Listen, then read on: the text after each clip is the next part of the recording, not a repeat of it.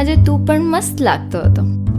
Love in the આઈસનું smiley જોઈને ભયથી રહેવાયું નહીં, એટલે ભાઈએ મેસેજ તો ટાઈપ કરી દીધો કે thank you plus kissing smiley, send it.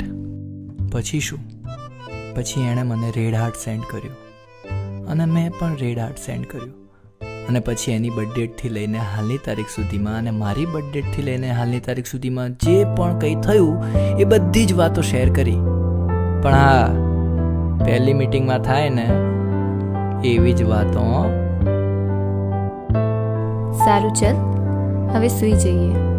6 વાગવા આવ્યા. ખરેખરમાં સૂઈ જવું છે?